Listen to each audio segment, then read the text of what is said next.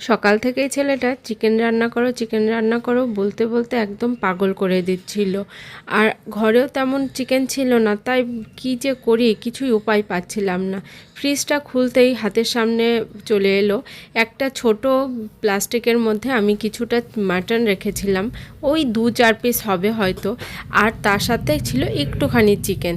তাই ভাবলাম ছেলের এই আবদার মেটাতে, ছেলেও যাতে খুশি থাকে আর পরিবারের প্রত্যেকেরও যাতে খাওয়া হয়, তার জন্য আমি এটা মাথায় রেখেই ভাবলাম যে আজকে আমি বানিয়ে ফেলি চিকেন মাটনের যুগলবন্দি। তো বন্ধুরা, তোমাদের সঙ্গে আজকে আমি শেয়ার করতে চলেছি একটা রেসিপি। এটা আমার কাছে যদিও নতুন, জানি না কার কার কাছে নতুন। তো চলো আমি রেসিপিটা শুরু করার আগে কি কি নিয়েছি সেগুলোই তোমাদের সাথে একটুখানি দেখিয়ে দেই। কিছুটা চিকেন ছিল, সেটা তো তোমাদের প্রথমেই বললাম, আর ছিল হচ্ছে একটুখানি মাটন, তার সাথে ছিল মাটনের ফ্যাট মানে চর্বি ছিল কিছুটা। আর চর্বি খেতে আমার বর তো ভীষণই পছন্দ করে, যদিও আমি এটা একদমই পছন্দ করি না।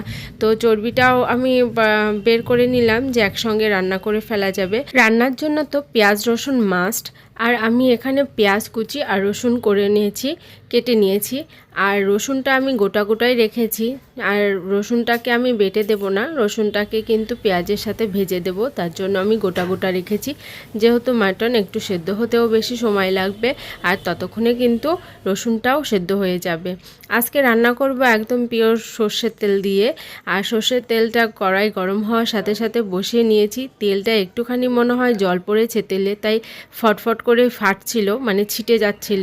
আর রান্না করতে গেলে এই একটা জিনিস দেখে আমি ভীষণই ভয় পাই, তেল ছেটা, তেল গায়ে ছিটে লাগা, এগুলো সবাই মনে হয় পায়, এটাইরই ভয়। আমার একটু বেশি ভয় লাগে। তেলটা গরম হওয়ার সাথে সাথে আমি পেঁয়াজ রসুনটা ভাজতে দিয়ে দিলাম। আর যেহেতু একদমই কম চিকেন আর মাটনটা, সেই জন্য খুব বেশি কিন্তু আমি পেঁয়াজ রসুন দেইনি, দুটোর মতো রসুন দিয়েছি আর দুটোর মতো পেঁয়াজ দিয়েছি। এখানে আমি নিচ্ছি গরম মশলা তৈরি করব, তার জন্য আমি দারচিনি নিয়ে নিচ্ছি, আর দারচিনির সাথে নিয়ে নিলাম হচ্ছে জয়িত্রী জায়ফল, এই দুটো আমি একসাথে করে নিয়েছি।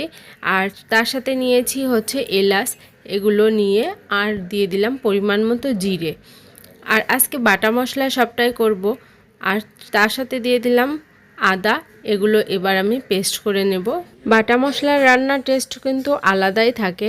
এখানে আমার পেঁয়াজ আর রসুনটা অনেকটাই ভাজা হয়ে গেছে, এবার আমি মাংসগুলো দিয়ে দেব। আগে মাটনটা দিচ্ছি, যেহেতু মাটনটা একটু সেদ্ধ হতে সময় লাগে, তার জন্য ভাবলাম যে আগে মাটনটা দিয়ে কিছুক্ষণ কষিয়ে নিয়ে তারপরে হচ্ছে চিকেনটা দেব। আর মাটনের মধ্যে একটুখানি মাটন, তার মধ্যে হচ্ছে মেটেও ছিল একটুখানি, সব কিছু মিলিয়ে একসাথে বেশ ভালোই হয়ে যাবে। বাড়িতে যখন চিকেন বা মাটন রান্না করা হয় তখন আমার ছেলের খিদেটা একটু মনে হয় বেশিই লাগে। আসলে এটা কিন্তু আমাদের সাথে হতো ছোটোবেলায় বাড়ি কিছু ভালো মন্দ মা রান্না করলেই সেদিন মনে হয় খুব আগে আগে আর খুব তাড়াতাড়ি খিদে লাগতো। আর সেটা এখন ওকে দেখে আমার সেই ছোটোবেলার কথা খুব বেশি মনে পড়ে। ছোটোবেলার এই দিনগুলো সত্যি ভীষণ স্পেশাল থাকে। বেশ কিছুক্ষণ মাটনটা একটু ভাজার পরে তারপর হলো চিকেনগুলো দিয়ে দিলাম এবার কষাতে। তো চিকেনগুলো দিয়ে এবার ভালো করে কষিয়ে নেব।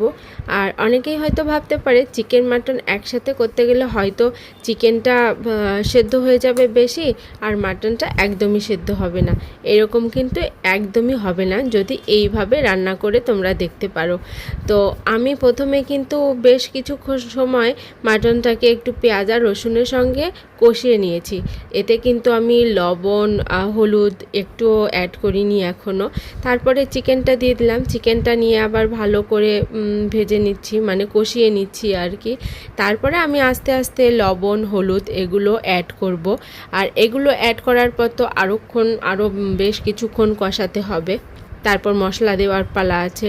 তো চলো তারপরে আমি এক এক করে এবার সব কিছু তোমাদেরকে দেখিয়ে দিচ্ছি। এখানে আমি লবণটা দিয়ে দিলাম পরিমাণ মতো, লবণটা দেওয়ার পরে আমি হলুদটাও দিয়ে দিচ্ছি। হলুদটা একটুখানি কম মনে হয়েছিল, তো আরেকটুখানি দিয়ে দিলাম। হলুদটা দিয়ে এবার ভালো করে নেড়েচেড়ে মিশিয়ে নেব। মিশিয়ে নিয়ে এই যে লবণ আর হলুদটা দিলাম, লবণ আর হলুদটা দিয়ে আরেকটু সময় কিন্তু আমি এভাবেই কষিয়ে নেব। আর লবণটা দেওয়ার ফলে কিন্তু মাংসগুলো একটু নরম হয়ে যাবে তাড়াতাড়ি। আর এখানে আমি ফার্স্টে যে মশলাটা করলাম, পেস্ট করে রেখেছিলাম, সেটাই দিয়ে দিলাম। জিরে, আদা, জয়িত্রী, জায়ফল, এলাচ, দারচিনি এগুলোর পেস্টটাই কিন্তু আমি দিয়ে দিয়েছি। আমি ফার্স্টেই আজকে গরম মশলার পেস্টটা দিয়ে দিলাম। আজকে একটু অন্যভাবে করছি যেহেতু, মানে চিকেন মাটনের যুগলবন্দি করছি যেহেতু, সেই জন্য একটু অন্যরকমভাবে রান্না করলাম। প্রায়ই আমি ঘুরিয়ে ফিরিয়ে এরকমই রান্না করি।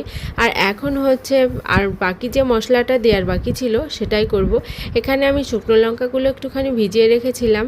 আর যেহেতু বর্ষাকাল, শুকনো লঙ্কা কিন্তু একটু কেমন কেমন হয়, তো তার জন্য আমি ভালো করে পরিষ্কার করে নিলাম। পরিষ্কার করে এই যে শুকনো লঙ্কাগুলো দিয়ে দিয়েছি।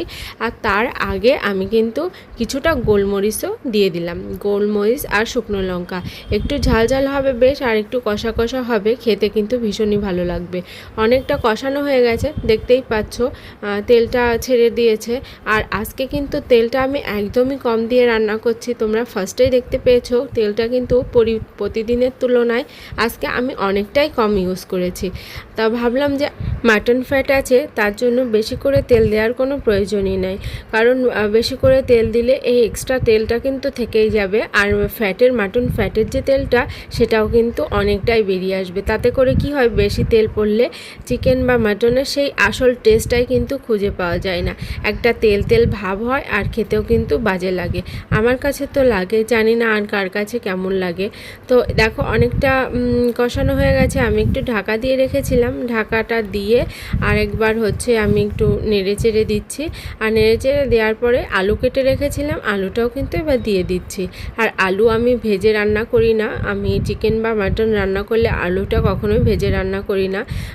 তো এমনি দিয়ে দিই, মানে কাঁচা আলুই আমি দিয়ে দিই চিকেন বা মাটনের মধ্যে। তাতে করে ভালো করে কিন্তু সেদ্ধও হয়ে যায়, আর খেতেও কিন্তু খুব ভালো লাগে। আর একবার ঢেকে দিলাম, ঢেকে দিয়ে তারপরে দেখো অনেকটা কষানো হয়ে গেছে। আর যতটা কষাতে হবে, মানে যতটা কষাতে চেয়েছিলাম আমি, চিকেনটাও যাতে ভালো করে সেদ্ধ হয়, আর মাটনটাও যাতে খুব শক্ত না থাকে, ঠিকঠাক সেদ্ধ হয়, তো তার জন্য কিন্তু যেভাবে কষানোর দরকার সেভাবে কষানোটা আমার হয়ে গেছে। আর এর মধ্যে আমি চর্বিটাও দিয়ে দিলাম। যদিও তেলটা মনে হচ্ছে অনেকটাই কম হয়ে গেছে, কিন্তু তারপরেও আমি আর আজকে ঠিক করেই রেখেছিলাম যে যতটাই মনে হোক না কেন তেলটা কম হয়ে গেছে, কিন্তু এরপরে আমি আর তেল অ্যাড করব না। আর মাটন ফ্যাটটা দেওয়ার সাথে সাথে কিন্তু একটুখানি হলেও তেলটা ছাড়বে, তার জন্য আমি আর দেইনি তেলটা। আর দেখতেই পাচ্ছ কষানো প্রায় শেষ আমার। এবার আমি হচ্ছে ঝোলটা দিয়ে দেবো, মানে জলটা দিয়ে দেবো, যতটা জল দেওয়ার দরকার। খুব বেশি একটা ঝোল ঝোল করব না, একটু কষা করে করব, তার জন্য পরিমাণ মতো জলটা দিয়ে দিলাম, যাতে সেদ্ধ হয়ে যায় তাড়াতাড়ি। আর সেদ্ধ হওয়ার জন্য কোনো রকম কম বা বেশি না হয় জলটা, তো সেই বুঝেই আমি জলটা দিয়ে দিলাম। জলটা দিয়ে এবার একটুখানি ঢাকা দিয়ে দেব। আর গরম মশলা দেওয়ার আর কোনো ব্যাপার নেই। লাস্টে ভেবেছিলাম একটুখানি ঘি ছড়িয়ে দেব, কিন্তু কি কাজ করতে গিয়ে হঠাৎই ভুলে গেছি ঘি দেওয়ার কথা। তারপরে ফাইনালি মনে হয় আর দেয়া হয়নি। যাই হোক, ভিডিওটা যখন এডিট করছি আমার ঠিক মনেও নেই, হঠাৎ করেই মনে পড়লো, তাই তোমাদেরকে বললাম। তো চলো দেখা যাক কি হয় মাটনটা। আর তারপরে এবার টকবক করে যখন ফুটে উঠেছে, ঢাকনাটা সরিয়ে নাড়াচাড়া করে দিলাম ভালো মতো করে, যাতে করে তলে লেগে না যায়। সত্যি কথা বলতে চিকেন মাটনের এই যুগলবন্দি রেসিপিটা খেতে কিন্তু ভীষণই সুন্দর হয়েছিল, খুব টেস্টি হয়েছিল। আর অন্যরকম, আমি তো ফার্স্টে ভেবেছিলাম যে চিকেনটা হয়তো ছেড়ে ছেড়ে যাবে, মানে বেশি সেদ্ধ হয়ে যাবে, আর মাটনটা হয়তো সেদ্ধই হবে না, কিন্তু এত সুন্দরভাবে দুটোই ব্যালেন্স করেছিল, মানে মাটনটাও ভালো সেদ্ধ হয়ে গেছিলো, আর চিকেনটাও গোটা গোটাই ছিল। তো ভীষণই টেস্টি হয়েছিল ব্যাপারটা, আর খেতেও কিন্তু ভীষণ ভালো হয়েছিল। আর গন্ধর কথা যদি বলো তাহলে কি আর বলবো, সেই রকম একটা গন্ধ ছড়াচ্ছিল, একটা অন্য রকমের মাটনের গন্ধটাই বেশি পাওয়া যাচ্ছিল। আর যেহেতু মাটন একটু রান্না করলে যেমন তেমন করে রান্না করলেই দেখবে বেশ ভালো একটা স্মেল ছড়ায়, মাটনের একটা নিজস্ব ফ্লেভার আছে, তো সেটাই। আর এই যে ফাইনালি লাস্টে কিন্তু আমি ঘিটা অ্যাড করেও ছিলাম, ভুলে গেছিলাম যদিও, তারপরে হঠাৎ করে মনে পড়ায় আমি ঘিটা দিয়ে দিয়েছিলাম। ঘিটা দেওয়ার ফলে কিন্তু কিন্তু এই টেস্ট আরও দ্বিগুণ হয়ে যাবে। তো এই ছিল হচ্ছে আজকের আমার চিকেন মাটনের যুগলবন্দি রেসিপি। তোমাদের কেমন লাগলো অবশ্যই কিন্তু জানিও। লাস্টে দেখো আমি এরকম কষা কষা করে করেছিলাম, আর দেখতে ঠিক এরকম হয়েছিল, আর খেতেও কিন্তু খুব স্পাইসি অ্যান্ড ইয়ামি হয়েছিল। তো চলো আজকের ভিডিওটা এখানে